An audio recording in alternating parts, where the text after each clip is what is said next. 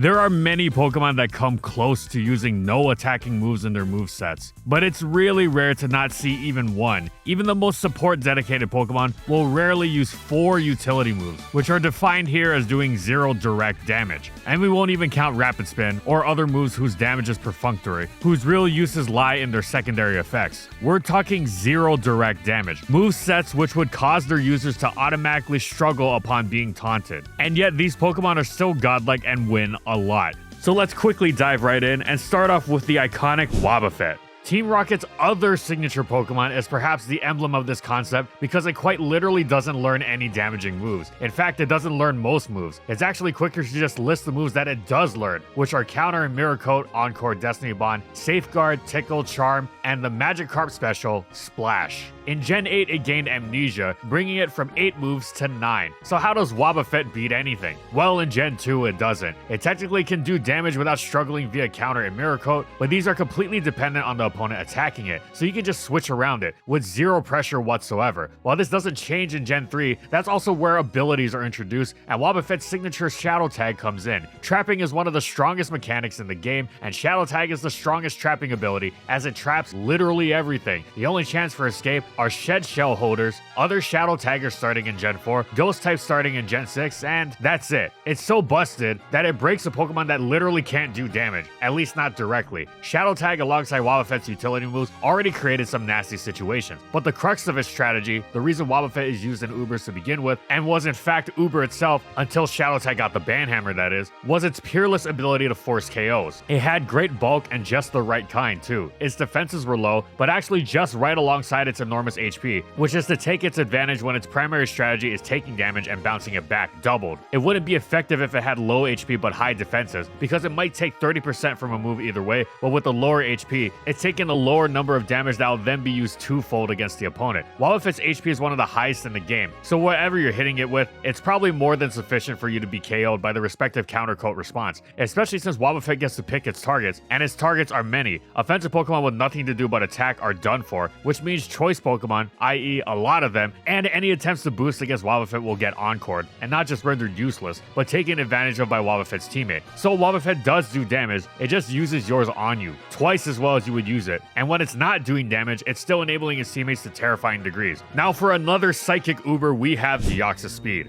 Deoxys Speed's peerless, speed, alongside Stealth Rock Spikes and Taunt, made it the platonic ideal entry hazard lead, repeatedly banned from OU while defining Ubers like almost nothing else, especially in the team preview lacking 4th generation. In that metagame, it does use various attacking moves in its 4th slot, as they do have worthwhile utility, but deciding what to try and hit can be such a drag, so sometimes Deoxys Speed finds that utility in going all out no attacks, focusing rather on the more widespread nature of the utility options. 2 hazards are big, Taunt to stop others, Thunder Wave status to leave a more tangible, immediate impact on the opponent that Deoxys Speed's follow-up teammate can take advantage of right away, and that's just on the standard Sash set. You can't ask much more than that when you've got the fastest Pokemon in the game. Where no attack Deoxys Speed really shines though is its Choice Scarf set. Really, on the fastest Pokemon in the game, is that not overkill? No, it's not. Deoxys Speed is the defining lead in Gen 4 Ubers, with the entire lead metagame structured around limiting what it can do. Since quick hazards followed up by a fast-paced hyper offense team is incredibly difficult to stop when the metagame is filled with such high-powered monsters. And since Deoxys Speed is so important and so common, there are plenty of mirror matches whose taunt speed ties can have some seriously ugly results. So what do? Put a scarf on your Deoxys Speed, that's what, and trick the opponents for a huge instant advantage. Forget Stealth Rock on this set, outsource that elsewhere, and this way you get to ensure your spikes as opposed to trying to do too much. Additionally, Scarf Deoxys Speed lets you get that layer in against Scarf Darkrai leads, which would outrun and sleep a standard Sash Deoxys Speed lead, even breaking the Sash thanks to the Bad Dreams ability. The key though is that this Deoxys Speed really doesn't have the move slots to be wasting on any rinky-dink attacking options. It's got too much utility to dish out. In addition to Trick and Spikes, it still needs Taunt and Thunder Wave to shut down as much as possible. In Gen 5, standard Sash lead Deoxys Speed often ran Fire Punch thanks to the prevalence of Fortress leads threatening the hazards through Rapid Spin. But Gen 6 came around, Fortress disappeared on the Ubers map, and Deoxys Speed fully dispensed with attacking options, going pure utility as its unquestionable standard. This wasn't just because of the fewer options it had to attack, but because of more utility it had to fit in. Gen 5 had buffed Magic electric coat to bounce opposing status moves back to the opponent, which was an incredible option for a hazard lead. Deoxys Speed also wanted to run Skill Swap, which would allow it to steal magic bounce off of a Mega Diancie or Sableye, allowing it to set up hazards against these Pokemon that would otherwise completely shut it down, and making it even more consistent in its irreplaceable role as the game state setting lead on the most powerful, defining playstyle in the game, Hyper Offense. Attack-less Deoxys Speed also saw some usage when it came back to OU in Generation 9. Funnily enough, it was primarily an attacker there, especially now that it had Nasty Plot in its arsenal, but it could still wield its classic hazard lead set with Aplomb, and there it was all about taunt and skill swap in addition to rocks and spikes. Now for another legendary psychic, we have Mew. Perhaps not surprising that Mew, with its extraordinary move pool, can run a set without any damaging moves, but then again, since it has so many great damaging moves and the stats to use them, wouldn't it want to fit in at least one? That question aside, what's stranger is where it first unleashes an attackless moveset. In every other generation but the first, Pokemon that don't do any direct damage, rare though they may be, are still understandable, as there are so many utility moves that do quite a bit of damage for you, but such moves aren't very good yet in Gen 1. Toxic is just about never seen, for instance, so how is it that Gen 1 Ubers of all places sees a Pokemon with no direct damaging moves? In fact, a Pokemon with no moves that damages the opponent at all. Well, Mew's Peerless move pool means it's going to be the one to pull off such a combination of moves, if any Pokemon is to accomplish such a feat. But it's still very strange to see such a premier offensive threat run a set unable to deal out any damage, at least at first. Don't you worry, Mew gets around the problem. It's a specific set, not for every team, but seeing as its specificity relies on the opponent also having their own version of Swords Dance Mew, which is a staple on every Gen 1 Ubers team, as far as specificities go, this one is quite reliable. How does Mew do this? Well, it out-dittos Ditto and uses Transform. Well, this just gets stranger now, doesn't it? It'd be one thing if Mew were, say, transforming into the opponent's Mewtwo, thus effectively giving you two Mewtwo's. That makes sense. Or at least it makes more sense than Mew transforming into a Mew. Is it really worth using Transform just to copy the opponent's Mew's Swords Dance boost rather than just using your own? Well, it doesn't quite work like that. Mew doesn't just come in and transform immediately. The full set is Transform, Thunder Wave, Reflect, and Soft Boiled. Basically, you come into the opposing Mew as it sets up Swords Dance. Then you paralyze it with T-Wave, you guard yourself from its damage with Reflect, you keep yourself healthy with Soft Boiled, and then you transform into the opposing Mew. Now you have completely not only neutered the opposing Mew, you have also basically taken it for yourself, except in addition to the Swords Dance boost, you are also supported by Reflect, which remember is a permanent +2 defense in the first generation. Of course, this set is niche, and technically it does damage eventually, but not on the set it enters the battle with. Mew has gone without attacking moves in other generations as well. In Generation 4 Ubers, it ran the most feared baton passer in the game, so of course it didn't bother with damage there. It was too busy boosting with Rock Polish and either Swords Dance or Nasty Plot, and its great natural bulk supported by Light Clay, with extended dual screens from Mewtwo, with a taunt to thwart any roars aimed its way, and then a baton pass out to Groudon or Dialga, and that would be it. It's one of the most despised Pokemon in the tier, if not the most despised, and without a single attacking move needed. Even outside of being the perfect user of the ultra broken baton pass, Mew found another attackless niche in the 8th generation, this time in OU, where it basically played like Deoxys Speed, having gained spikes. So it laid down rocks and spikes with authority, alongside taunt to stifle opposing setup of course, and often even going with Thunder Wave as its status. The only difference was that sometimes it traded T-Wave in for the excellent Will-O-Wisp. Now speaking of Will-O-Wisp, we have Giratina. We've got the Great Wall itself, Giratina. Even the walls in the slowest metagame Gen 2 that are mostly dedicated to PP stalling, which Giratina does a lot of thanks to its pressure ability, still usually have at least one attack, with a few variants to not run any at all being the exception. Giratina is the opposite. Its utterly gargantuan bulk is paired with a lack of reliable recovery and a vulnerability to both spikes and toxic, so it goes with rest. In Gens 4 through 6, it goes with Sleep Talk, so it's not completely hapless while asleep, but in Gens 7 and 8, it eschews Sleep Talk for the added utility of Defog's entry hazard removal, allowing it to provide even more for its team. Even without Defog though, it is quite a feat that Giratina was such a stall staple with Sleep Talk, allowing it only 2 actual utility moves, but those moves were among the best in the game since they were so impactful against a huge variety of opponents. Will-O-Wisp alone is a major boost to any Pokemon's move pool, with its passive damage adding up quickly in Gens 4 through 6, where it did 12.5% per turn, paired with the incredibly useful attack halving that kept it essential even once it was nerfed to do 6.25% per turn in Gen 7 and on, and allowed it to function as an outstanding physical tank. Will-O-Wisp sure hit a lot of Pokemon, but the other move was Roar, which hit literally everything that didn't have Soundproof or Magic Bounce as an ability. It was key to minimizing Giratina's passivity and reinforcing its defenses, yes, as otherwise its bulk would quickly quickly be overwhelmed by boosting Pokemon, but it was also an incredibly effective offensive weapon in tandem with the hazard damage, which was the primary damage dealing method of the stall teams that Giratina was such a staple of. If you can't hurt it, and little can, it just roars you around forever, and even when you try to switch the rare Pokemon that can hurt it, it'll just take hazard damage and then immediately get sent flying right back out. Being able to withstand Will-O-Wisp, Roar, and hazards all at once is an incredibly tall task. But wait, you might wonder, Giratina gets Dragon Tail starting in Gen 5. This is a roar that, at the cost of 90% accuracy, which something as ridiculously bulky as Giratina can certainly afford, actually does damage, stab damage even, and it also means that Giratina isn't completely taunt bait, which is enormous. So why is Roar still the standard? Well, it's true that Giratina can run Dragon Tail, but Roar is far too crucial because it bypasses Substitute. Otherwise, boosting against Giratina would be a cinch. Simply Substitute on it. Something like Substitute Swords Dance Groudon will turn it into complete setup fodder. Roar also got more important in Gen 6, where Fairy types came along. With Dragon Tail, you're completely stifled by the big gun, Xerneas. With Roar, Xerneas is as vulnerable as anything else. Now for another Ghost type, actually going back to Gen 2, we have Mischievous. One of the first rules that new Gen 2ers must learn is that the initial switch to Mischievous must be a phaser, aka a Pokemon with either Roar or Whirlwind. This might seem overly restrictive for a Pokemon that isn't at all powerful or even particularly bulky. It's not the cursed Snorlax that it often switched into, by any means, but it is absolutely necessary. It doesn't always run the set that demands such respect,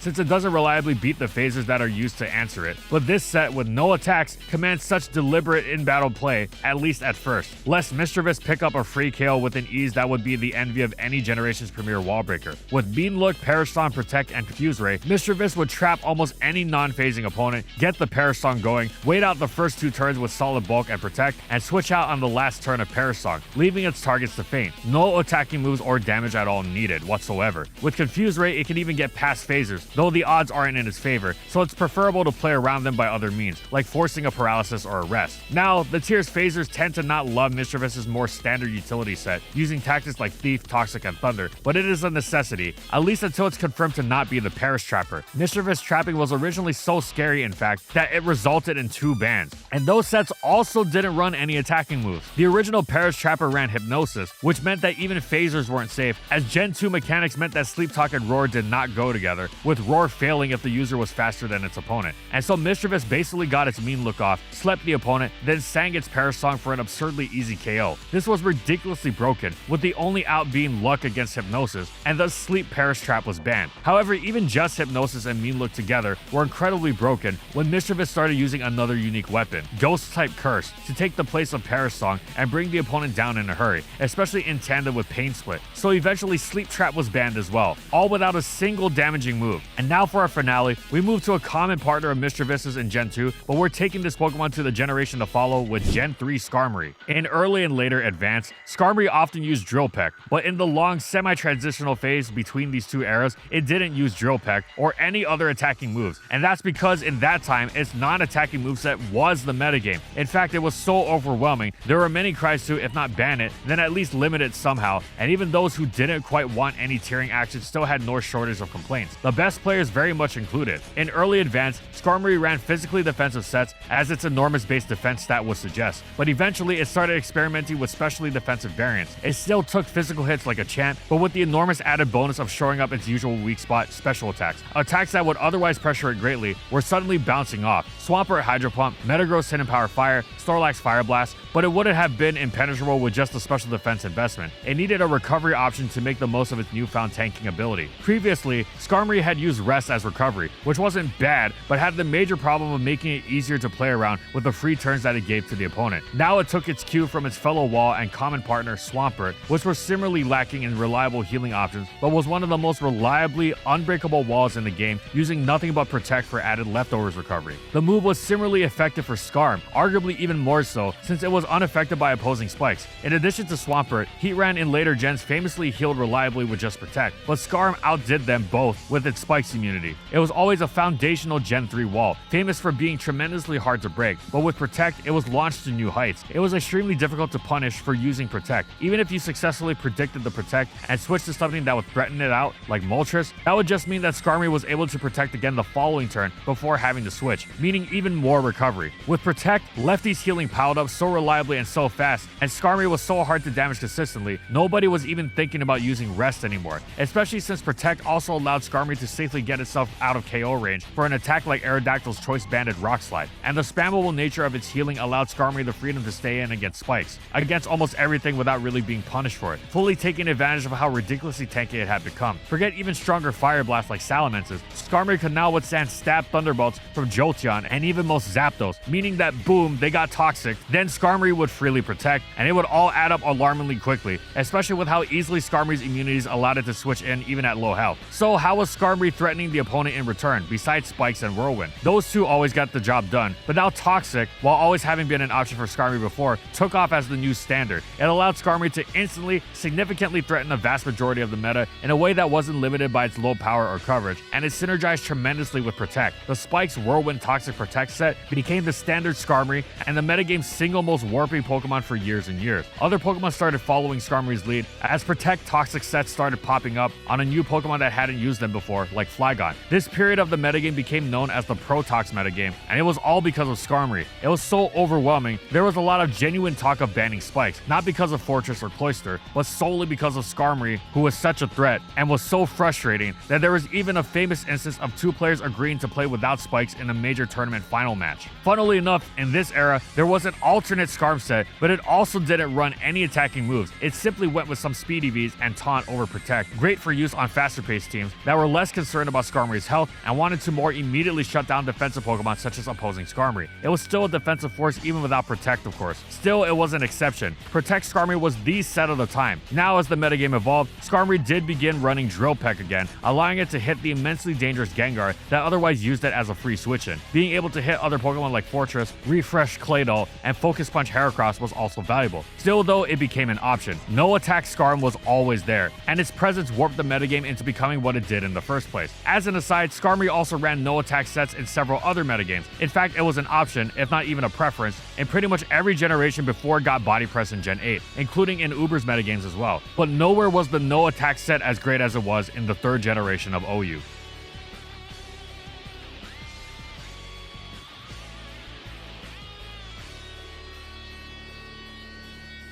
And thank you so much to our Platinum patrons. Thank you to Amphozenus, Alex Sable, Anthony Belval Renault, Daniel Isbeast, Corman, Don Creek, Eric Dissing, Espion Lover, Funky, Glitcherton, How, Jack G, King Yabber, Nightfall, Megamon VGC, Mojo Game Slayer, Nurse Jake, One Penguin to Rule, Palamute, Pretzel SP, Schmooter, Seagulls Incorporated, Sojiro Sakura, Spavoon, Gylaria, Soras and Croxon, Shiwei Miji, Stoneface Colin, Tyler, Kiboflu, Wardine, Zathor for their major support of our videos.